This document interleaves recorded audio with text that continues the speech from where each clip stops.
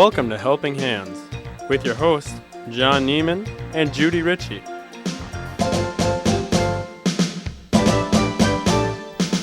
Hello, and welcome to Helping Hands.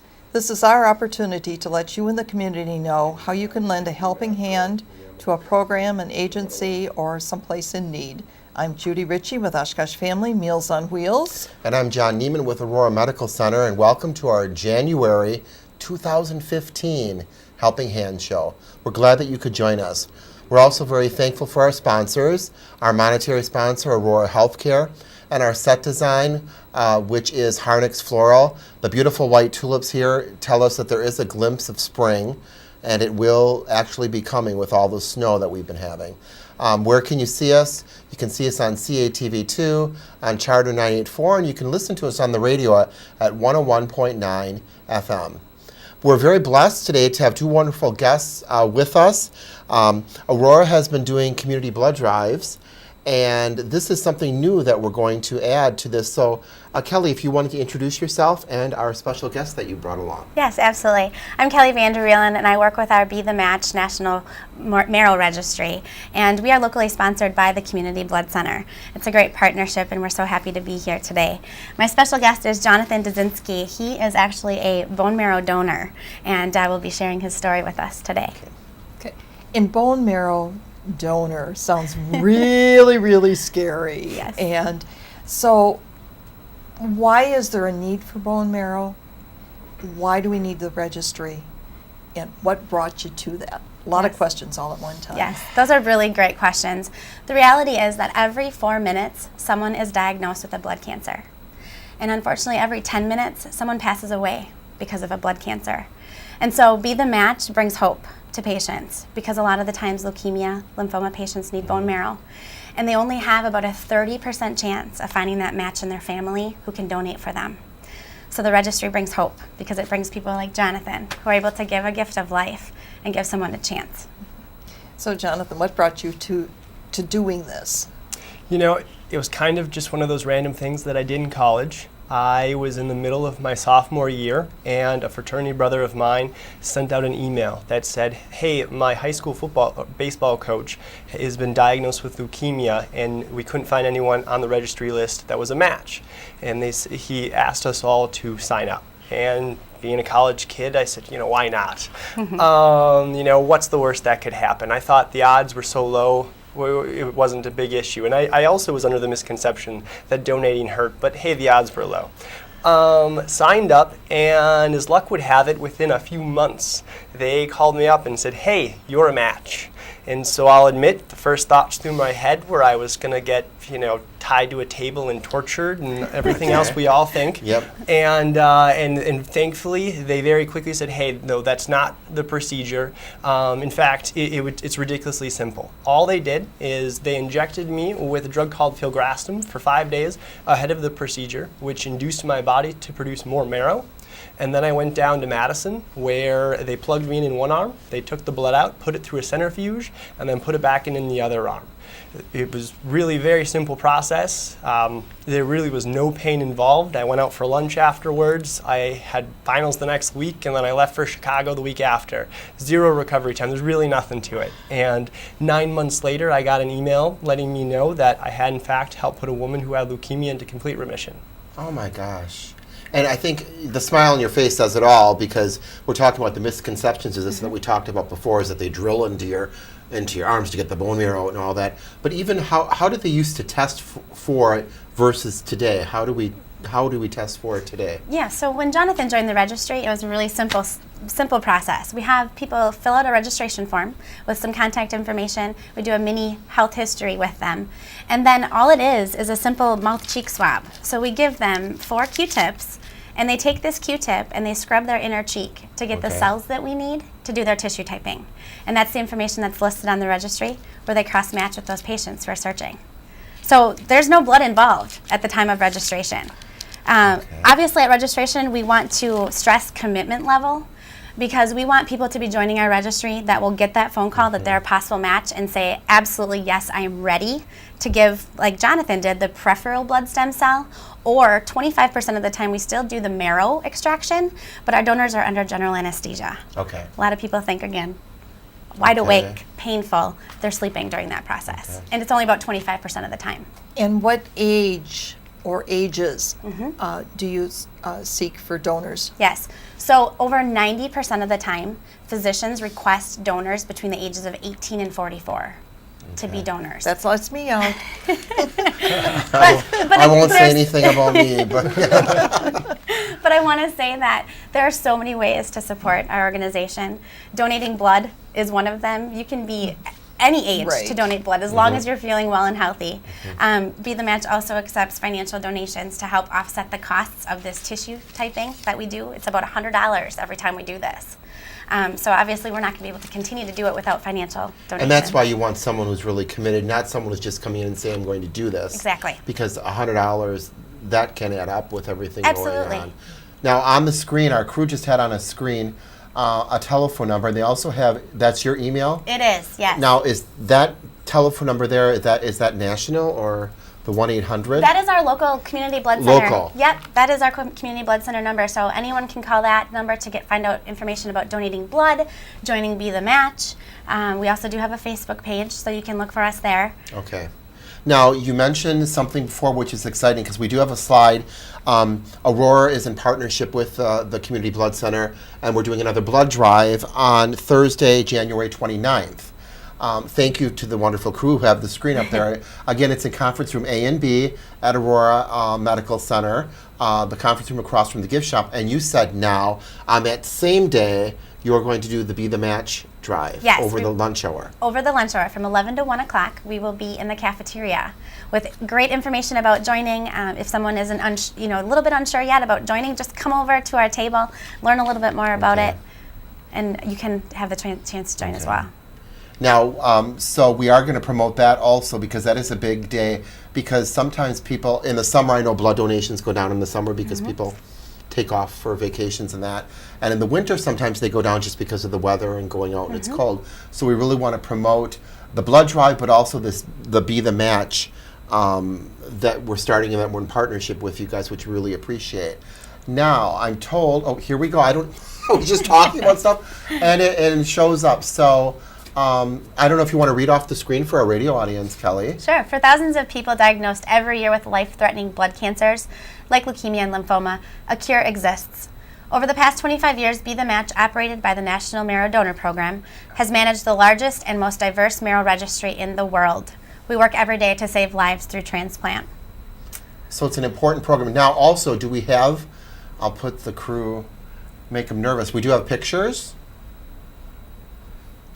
Okay. So that's how you'll see us at Aurora on the 29th. We have a table, of information, and I'll also be there with the cheek swabs and the registration forms for those that are interested. Okay. And we'll see if were there some pictures of Jonathan? I thought I We had have- something. Oh, We have the picture right here of our UW Oshkosh Titan Camaro. We were very fortunate to join forces with the athletic department over at UW Oshkosh and students who are actually a part of our national Be the Match on Campus student organization. So it's been a great partnership. We're getting young, committed donors to join our registry and also just help spread this wonderful mission. And Jonathan has done great efforts in making that happen. And there he is. Yes, he's helping to pick our winning raffle ticket winners at the Titan homecoming game. Well, and one of the things I think we need to stress is that just because you've registered in Oshkosh, Wisconsin, if you move to Juneau, Alaska, you can still be a donor. Absolutely. Yep. All we ask is that you just give us a call and help us update your information so that when you are called as a match, we know how to get in touch with you. So those pictures were you, Jonathan? That's when they were taking the marrow out through the blood? Yes. Yep. And you said no pain. No pain. No I'll pain. be honest with you, the most painful part was it took about 3 hours, so I really had to go to the restroom by the end of it. I imagine. And now you said 5 days before you were taking? Yes, filgrastim, which is, I don't know too much about it, but it's a drug that they use to help induce more marrow to be produced And how in the do you body. take that? It's through an injection. It's through an Yep, so I just okay. went to my local physician and had it done every morning. Oh, okay. Yeah, at no cost to me. And the question needs to be asked. You said you had finals right after. How well did you do? I graduated as a 4.0 student, so. Oh, that's really too bad. Oh my That's God. wonderful. And what an awesome thing. He graduated as a 4.0 student and also saved a life. Yes. It's just incredible what Jonathan has done in his life. That's a huge accomplishment on both sides. So, congratulations. Thank Well, you. especially to see the younger people involved. I know you said it was a fraternity person who had a need for someone else, but that's the way it usually goes. Someone sees a need and tries to fill the need.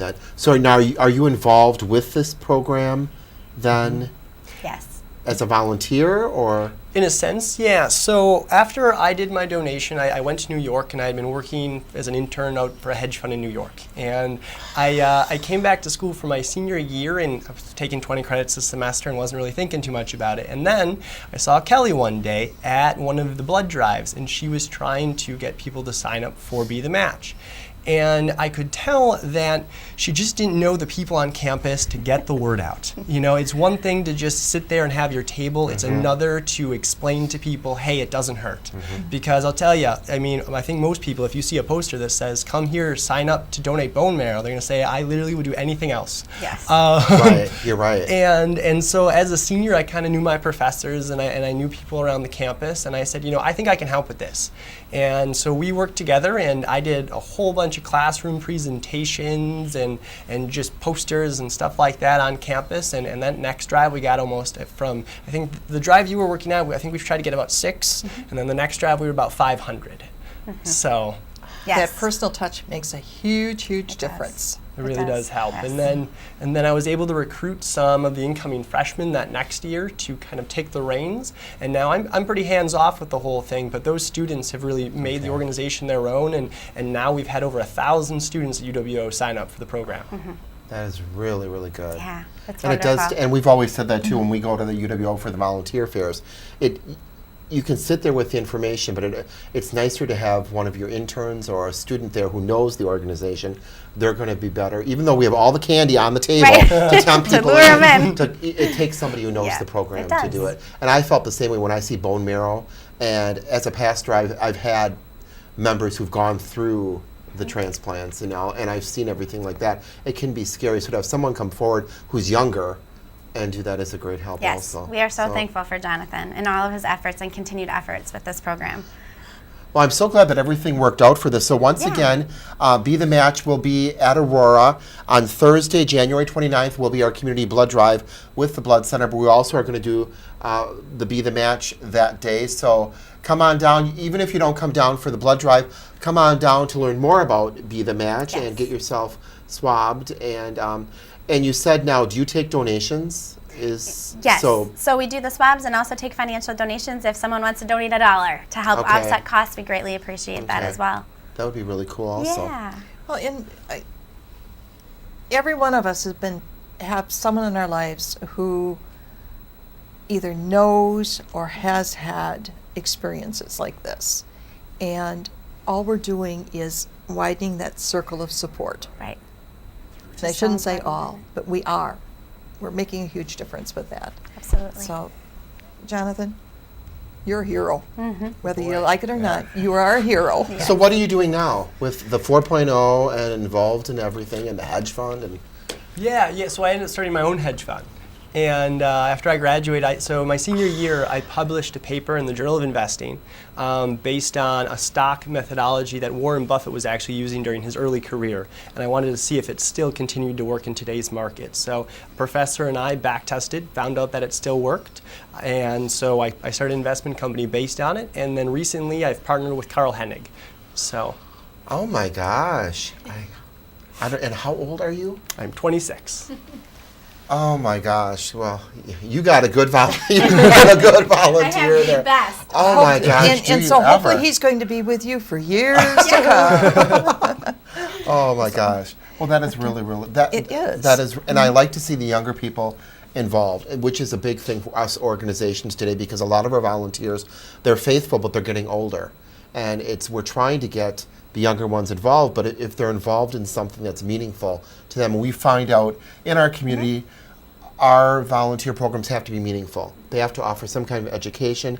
They have to offer something that makes you want to come and give back. So, anything else you want to talk about, Be the Match? I would just like to encourage anyone and everyone to come to Aurora or visit our blood center, this holiday season, especially into the new year, that, we need those blood donations to make sure our hospitals have the products that they need for those patients.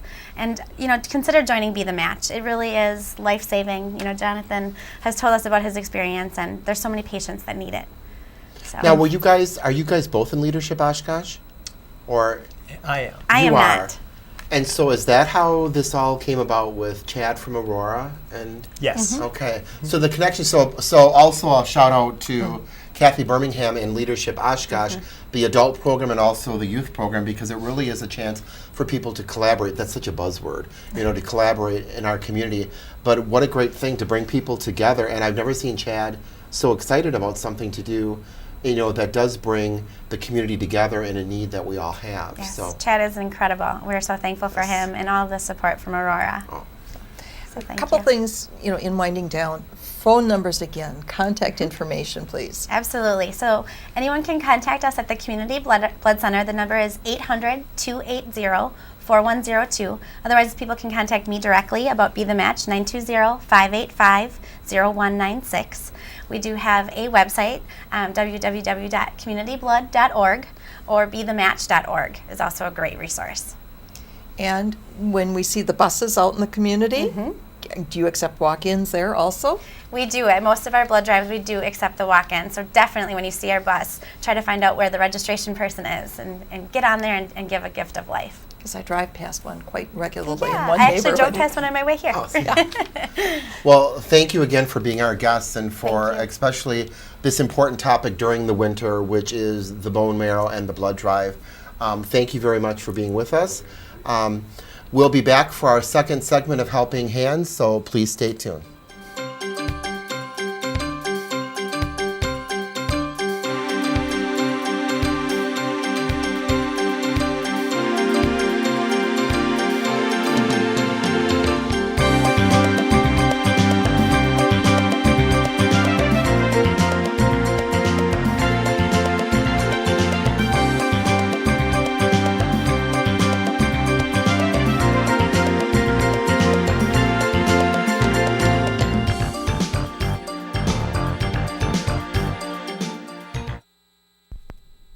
Take it slow, take it slow, take it slow. When we see a roundabout, take it slow. Then we pick the correct lane and take it slow. When we see a car approach, we yield to the left. When we're in that roundabout, we don't pass anybody yet. Take it slow, take it slow, take it slow. Visit WisconsinRoundabouts.com for more info from the Wisconsin Department of Transportation. Wisconsin is losing our World War II veterans. If you were a World War II veteran, or you know one who hasn't gone on an honor flight to D.C., please help us. The Wisconsin Broadcasters Association is partnering with all Wisconsin Honor Flight hubs to make sure every eligible vet remaining who served their country so selflessly gets the chance to go. It's time for them to see their memorial. It's time for their flight. To learn more or to make a donation, go to wisconsinhonorflight.org.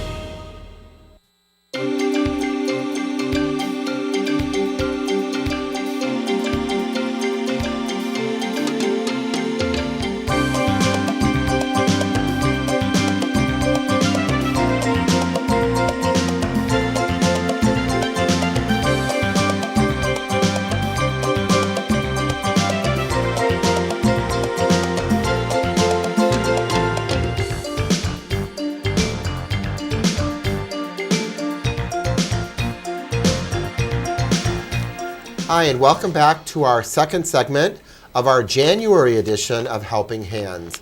I'm John Neiman with Aurora Medical Center.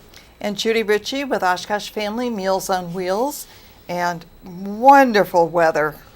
It just kind of makes you want to find some indoor activity. Yeah, cuddle up with some blankets that maybe the Wisconsin warmers make or something. And Oh, just, that's right. And because we were talking earlier, winter started earlier this year too, and so it seems a lot longer for people than what it normally is. It does.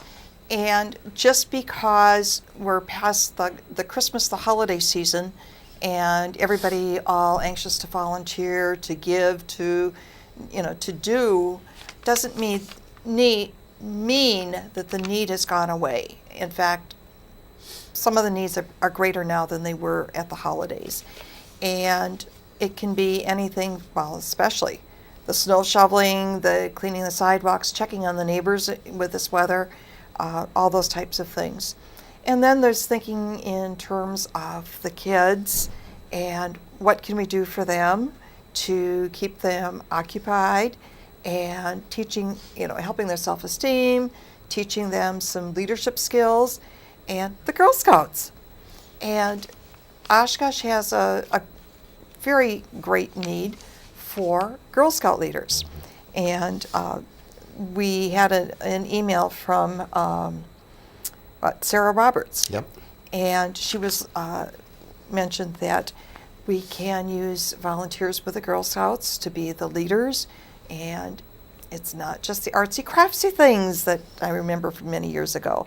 It's a lot, even the introduction to some of the healthcare, of just total community involvement, the things that build for a better community in the future.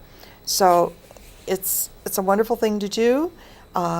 You can contact Sarah at 920-955-3348, and she'll be able to point you in the right direction to help.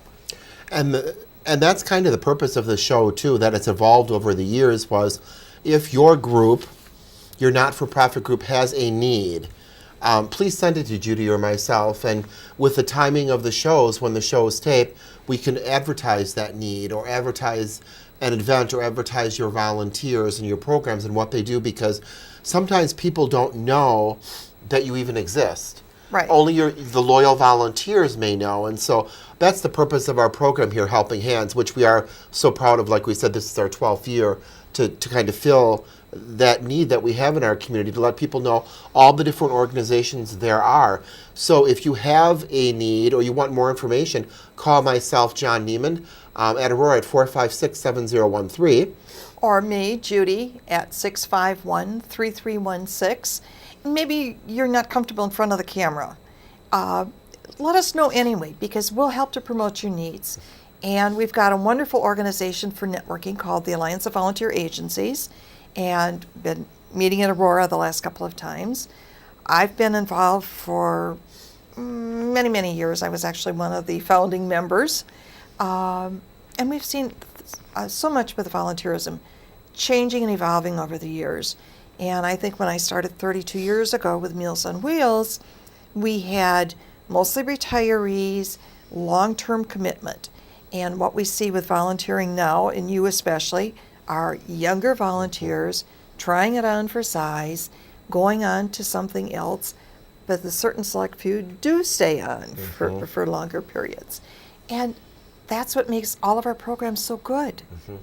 And to bring in the collaboration with the schools. Mark, in our December show, talked about the collaboration with North. There's other schools with the Tech or UWO or West or Lourdes or Oshkosh Christian, where we need to really utilize the youth that we have been blessed with in our community and give them meaningful things to do. Talking about needs, I can tell you it's the cold winter months. For us at Aurora, we could always use gently used magazines. We use them in all of our waiting room patient areas for family members. Always can use yarn. We have a very successful Knitter's Nook where our volunteers at Aurora make baby hats and blankets for all of the babies. They also make prayer shawls. They also make full and large and small size Afghans. So yarn is always needed, because I feel the volunteers are already giving by doing the knitting and crocheting. They shouldn't have to buy their own yarn. So donations are always accepted. You talked about tray favors before. Tray favors, for us too, we're thinking it's cold, long winter months, to make tray favors that just say, thinking of you. Spring is coming. Yeah, spring. You give them the hope that spring is coming. Things like that really do help. We put them on the meal trays, so our patients get them, like you use with Meals on Wheels. We send them out with our volunteers, and our volunteers are doing the meal delivery, they're doing a safety check and all of those things. And they're having fun doing that delivery of that pretty little thing or cutesy, whatever. That it's just one extra, we look at it as we're asking you to do something extra. We really, truly appreciate it. But they have so much fun doing that and explaining, okay, this preschool group did these, or this group did these. And it's a winning situation for everybody. And on the screen now for our audience, we do have some ideas because parents are thinking to themselves, what do I do with those kids when it's a snow day or a long weekend? The knitting or crocheting of scarves, hats, mittens, prayer shawls, tying the fleece blankets. You also can tie the blankets or tie the fleece into scarves and hats. The cards, the tray favors. Doing activities together is really, really a big thing. More, Judy, if you want to mention those. Well, we always need food for the food pantries because hunger doesn't stop at with the holidays. Hygiene products for the emergency bags, and that would be at Christine Ann, through Salvation Army, through the Red Cross, whatever. Grocery store and discount store gift cards for emergency relief. Again, the same thing. And, it doesn't have to be a humongous amount. $5 can make a huge difference for some people. I can tell you that one of our pharmacists that Judy actually met at the craft fair that we did in November had the idea. She sees patients coming into the pharmacy, and they're coming in without a scarf or a hat. And a lot of them are specialty patients with breathing and things like that. So we actually started a scarf drive at Aurora to give to those patients who need one so they don't get sicker and to help them. And that was really a neat thing. So, and I know a lot of schools will appreciate during the winter months hats, scarves, and mittens because kids either lose them or don't have them. And so often the teachers are buying them, paying for them with their own money because these are coming from the underprivileged families. And we keep talking about the hats, scarves, mittens, knitting, crocheting. You don't have to go out to do that. You can do it at home. And I have one of my ladies that's receiving meals that I've talked to, and when I get a chance to get over there, she's going to start knitting scarves for the anti-bullying campaign for the fifth graders that Kathy Chapman and her group has done through the Civility Project. So, and like you did say, there's lots to do at home. So the purpose of this program is just to let you know about volunteering. Volunteering never takes a vacation. So all of our organizations need the wonderful volunteers. So thank you very much again for watching our show, Helping Hands. I am John Neiman with Aurora Medical Center. And Judy Ritchie with Oshkosh Family Meals on Wheels. Thank you for joining us.